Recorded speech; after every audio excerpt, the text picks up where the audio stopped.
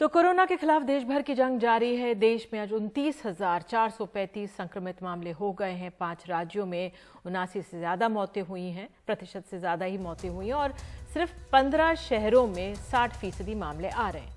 तो स्वास्थ्य मंत्रालय ने आज प्रेस कॉन्फ्रेंस में ये भी कहा कि कोरोना संक्रमित घर में रह सकते हैं। ध्यान रहे कि इनमें मॉर्बिड बीमारियां ना हो, मास्क इत्यादि सभी सावधानी जरूरी बरतें, लेकिन घर के अन्य सदस्यों से दूरी भी बनाए रखें। केयर टेकर भी ट्रिपल लेयर मास्क पहनकर ही रहें।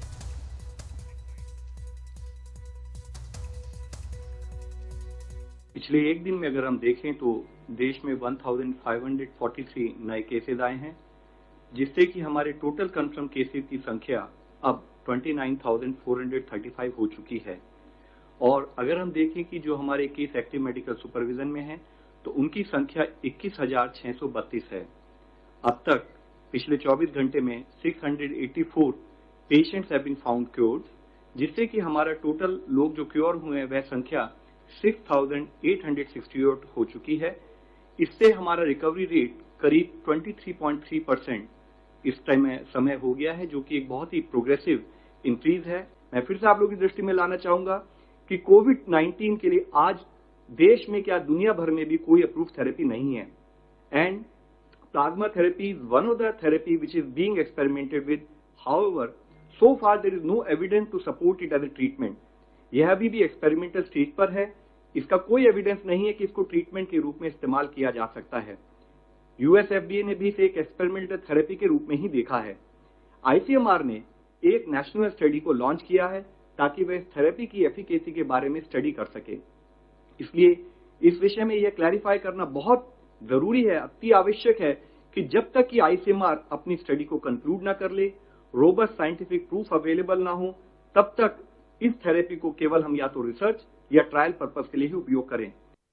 तो हमारे साथ हमारे सहयोगी परिमल कुमार मौजूद है। परिमल, तो ये प्लाज्मा थेरेपी पर जिस तरह से आज स्वास्थ्य मंत्रालय की तरफ से बयान आया कि एक्सपेरिमेंटल स्टेज पर ही है, ये पुख्ता इलाज का तरीका नहीं है, किस तरह से और देखा जा रहा है, जो जानकारियां दी उन्होंने प्रेस कॉन्फ्रेंस में?